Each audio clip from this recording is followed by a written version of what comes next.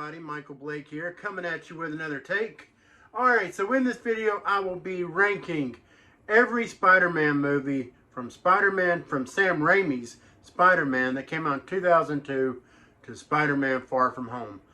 Alright, so keep in mind though, before I get into this ranking, this is my list. It's not the list, it's just my list. We all have our lists. You know, opinions are subjective, so if you don't agree with me, that's okay. I may not agree with you. That's okay too. So without further ado, let's get to it. Coming in at number 8 is The Amazing Spider-Man 2. Alright, The Amazing Spider-Man 2 was the second movie in the Mark Webb directed franchise, which starred Andrew Garfield and Emma Stone. Alright, so here's the thing. I don't necessarily hate this movie. There's things about it that I do actually like, but there are a lot of things that I don't like. At the end of the day, this is a movie that struggles from trying to set up too many plot points. You know, it doesn't do enough to just focus on itself. You know what I mean? Like it's one of those movies that cares too much about setting up 4 different movies than it does setting up this one particular movie. So therefore, it seems jumbled up and messy. You know, Andrew Garfield's performance is not very good. You know, he's very lackluster in this movie. Pretty much everyone is very lackluster in this movie, except for maybe Emma Stone, who I happen to think she's pretty much great in everything she's in. But in this movie, she just, you know, she didn't do enough to help lift it up. And I also didn't really care much for Dane DeHaan's portrayal of Harry Osborn, aka the Green Goblin. You know, I took some issue with it. It was way too cartoonish, and he honestly seemed kind of shoehorned into the movie, even though he was the central villain of the movie. It's weird. But well, really the central villain of the movie was Electro. Yeah, Electro was the central villain. And Harry Osborn comes in as the Green Goblin at the end. And it really didn't do anything for me. Coming in at number 7 is Sam Raimi's Spider-Man 3, starring Tobey Maguire and Kirsten Dunst and James Franco. I gotta be real with you. This movie and The Amazing Spider-Man 2 are neck and neck. You know, it's hard to really say which one is actually the worst, because both of them, in my opinion, are bad movies. But I feel like Spider-Man 3 is a little bit better, but, you know, it is what it is. It's not really saying much. I really didn't like Tobey Maguire in this movie. I did not care anything for emo Peter Parker. I thought that was terrible. I thought the way they made Venom look in this movie, played by Topher Grace, was absolutely awful. I hated the new Goblin character, James Franco. I did not like the way he portrayed this new Goblin. I don't know, man. Like, I sound confused. It's because I am. You know, I don't know who the hell the new Goblin is. It's like, did they just make that character up for this movie? And it was terrible to me. Really, the saving grace of this movie, well, one of the few saving graces, is Thomas Hayden Church as Sandman. I thought he was really good. I thought he did a great job, and I honestly sympathized with him and his reasonings for doing the things that he was doing. But the movie as a whole, like there are some good things, there are some good action scenes. It's just not a good movie in my opinion. It has a lot of problems, but yeah, to top off all the problems, it's definitely Topher Grace portrayal of Eddie Brock / Venom. Coming in at number 6 is Spider-Man Far From Home. Don't hit me. I know, I get it. Is some of you out there, is some of your favorite movie. I get it. Some of you love this movie. I get it. But for me, it did not work. It did not work. When this movie came out, I remember reading some of the reviews and watching some of the reviews here on YouTube, and I was like, or I was hearing things like, you know, this is the best Spider-Man movie ever. This takes the place of Spider-Man 2.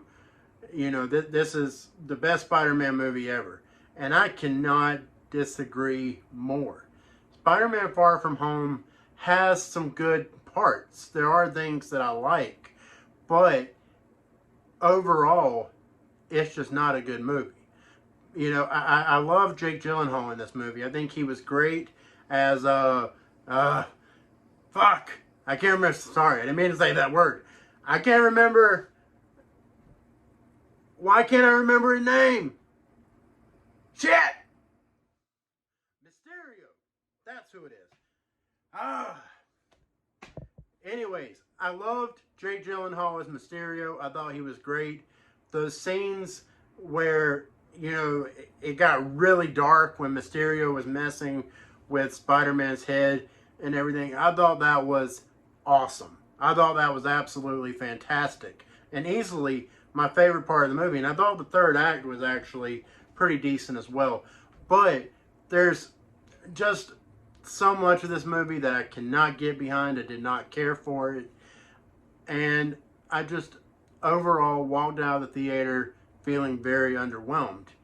And yeah, so I know a lot, again, I know a lot of you love this one and a lot of you will defend it. But for me personally, it didn't work. And it's just my opinion. But yeah. Coming in at number 5 is The Amazing Spider-Man, the first movie starring Andrew Garfield and Emma Stone. And yeah, this is I actually kind of like this one. You know, this is the first movie on this list that I can honestly say that I enjoyed. And I had a good time with it. You know, it did come out a little too close to Spider-Man 3 back in, I believe it was 2011. And, you know, Spider-Man 3 had just came out, and I believe it was 2007. So, not a whole lot of time had passed. And, you know, I was still very much attached to Tobey Maguire as Spider-Man. So, it was hard for me to really get behind this movie at first. But once I did, I gotta say, man, like once I gave it a chance, once I watched it, I gave it a chance. I enjoyed it. Andrew Garfield was solid in this movie. I still didn't think he was a great Peter Parker. However, he was better than he was in The Amazing Spider-Man 2, which again, you know, that movie suffered from a lot of problems. It wasn't necessarily his fault, but with Amazing Spider-Man, you know, it was very much a contained story. And it wasn't going all over the place. It was staying, you know, true to itself. And you could really tell. I really liked Doc Connors as, you know, I can't remember the actor's name that plays him. I can't never say his name. And I liked him a lot. I think he was great as the Lizard. And, you know, I liked the way the Lizard looked as well. You know, the CGI looked great. And you know, I gotta say that this movie has some of the best, you know, I would say this one and The Amazing Spider-Man 2 is a testament to Mark Webb, the director. His, you know, his depiction of Spider-Man, you know, the web slinging around New York and, you know, the special effects and everything, it all looks great. It all looks absolutely fantastic. You know, that's a testament to the director. But I do really like The Amazing Spider-Man 2. I mean, The Amazing Spider-Man, sorry. And I really like how it explores the relationship between Peter and Gwen Stacy. You know, and Peter struggles with being Spider-Man and also, you know, trying to have a relationship with Gwen, played by Emma Stone. You know, there really are a lot of interesting dynamics in this movie, especially once you throw Gwen Stacy's father into the mix. You know, things definitely get a little complicated. But, and you know, Peter has to make a decision. You know, he has to, you know, he has to decide if it's really worth it to be with her, knowing the kind of responsibility he has as Spider-Man. If that makes any sense, I'm kind of going off the rails a little bit, but I think you get what I'm trying to say. All right, this one is another one that's gonna get me into some trouble, because I know a lot of you are probably gonna check out right after this one, because you're gonna be like, screw this guy. He don't know what he's talking about. He's full of crap. But hear me out. Coming in at number 5 is Spider-Man 2. Sam Raimi's Spider-Man 2. Alright, now hear me out.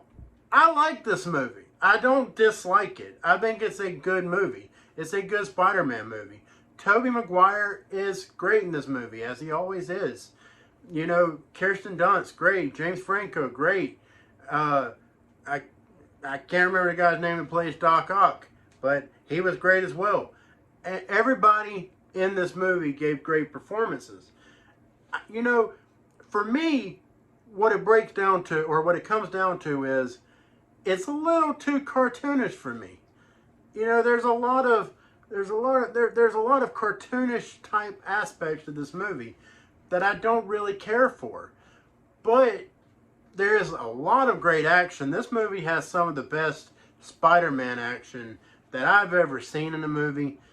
And yeah, I do really like this movie. The fight on the train between Spider-Man and Doc Ock was absolutely fantastic. One of the best action sequences I have ever seen in a comic book movie. It was fantastic. I loved it. The final fight between Peter and Doc Ock, Spider-Man and Doc Ock. I'm so close to the road, I'm sorry if you hear the noise. But the final fight between Doc Ock and Spider-Man was great, phenomenal. I loved it. You know, there's so much to get behind with this movie. But and like I said, I do really like this movie. I do really like it. I like it quite a bit. You know, but I don't know, man. I don't know. It's just, there's something about it. Coming in at number 3 is Spider-Man Homecoming. Spider-Man Homecoming was the first Spider-Man movie in the MCU. And, you know, I had high expectations for it, being that it is an MCU movie. You know, I expected it to be the best Spider-Man movie ever. I was like, they're going to get him right. They're going to get him better. They're going to get this character better than Sony ever did. But in reality, that's not really the truth. But with that being said, I do really enjoy it. I do think it's really awesome in parts. I really appreciate certain things about this movie, like, you know, the coming of age aspects, the Breakfast Club. You know, it kind of has like a Breakfast Club type charm to it, which I really like. This movie has some great performances. You know, Tom Holland made he made his debut as Peter Parker, as Spider-Man in Civil War, but this was the first Spider-Man movie with Tom Holland. And, you know, he did a phenomenal job. Tom Holland, I think it's hard for me to say he's the best Peter Parker, but I guess he's the most comic book accurate version of Peter Parker that we've ever gotten. However, his Spider-Man is not the most comic book accurate. I don't really like the fact that they made Spider-Man like Iron Man Jr. in this movie. I took issue with that. I didn't like how they made his suit so technical instead of Spider-Man relying more so on his instincts, his abilities that he has. You know, that annoyed me a bit. You know, we didn't even get to see Spidey sense in this movie. It was like, what the hell? You know, and then, you know, of course there's Peter Tingle or something like that. Yeah, Peter Tingle. Peter Tingle. Say that a few times. Ugh. Anyways, that was what they called it in Spider-Man Far From Home. But anyways, we didn't even get a Spidey sense. We didn't get a Peter Tingle in Spider-Man Homecoming. And that really annoyed me. But it was what it was. I enjoyed a lot about this movie. And probably my favorite aspect of this movie was Michael Keaton as Vulture. Michael Keaton as Vulture was great. Freaking phenomenal. One of the best MCU villains, bar none. Like, he was absolutely fantastic in this movie. And there's a great twist as well at a certain point that I found to be, oh, I didn't see that coming. And I really didn't. Apparently a lot of people did. I didn't see it coming. You know, I was pretty taken aback by that twist involving Vulture. Yeah. But anyways, decent movie. Pretty good movie, actually. I really enjoyed it. And it didn't live up to all the hype that I had for it. But it was certainly a good time at the movie theater. I enjoyed it. Coming in at number 2. And this one is going to be number 1 on a lot of people's lists. And that is Spider-Man Into the Spider-Verse. Spider-Man Into the Spider-Verse was, or is, an animated movie. It's a full-length animated feature that is focused on Miles Morales, Spider-Man, that version of Spider-Man. And, you know, it introduces us to, or it introduces us, but also includes new and familiar versions of Spider-Man.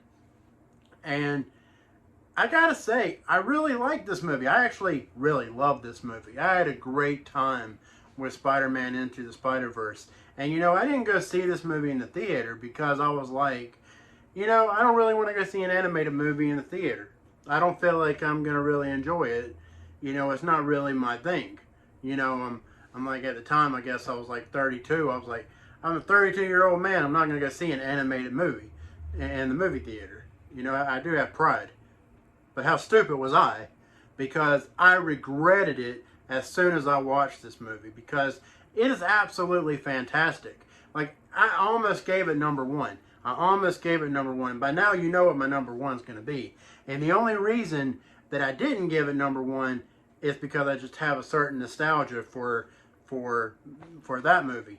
But this one, I do really like this movie. I like Miles Morales. I like the story involving Miles Morales. There's so much great about this movie. I really can't think of anything bad about it, if I'm being honest. There's, you know, maybe Spider-Pig, you know, whatever. I thought that was kind of dumb. I know a lot of people like that, but it was a little corny for me. But, you know, it is what it is. I thought it was a phenomenal movie. And if you haven't seen it, I can't recommend it enough. I know a lot of people have not watched it because it is an animated movie. And it probably does come across as a kid's movie. And I guess technically it is. But I would say just have an open mind and give it a chance. Because if you're a Spider-Man fan, I think you'll be into it for sure. It's a great movie. Great movie. Can't recommend it enough. And coming in at number 1, the winner, number 1, is Spider-Man, Sam Raimi's Spider-Man, the 2002 movie.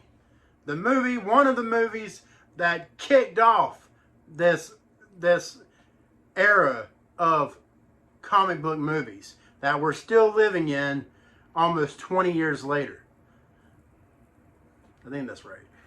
But yeah, man, like, this is absolutely the best Spider-Man movie in my opinion. I have so much nostalgia for this movie. I remember being a kid and just being like, just taken back by how awesome it was. So much great web slinging and through New York that is phenomenal. The score for this movie is phenomenal. Tobey Maguire as Peter Parker was phenomenal. Kirsten Dunst as Mary Jane was phenomenal. James Franco as Harry Osborn was phenomenal. Willem Dafoe was absolutely 100% phenomenal as the Green Goblin, as Norman Osborn.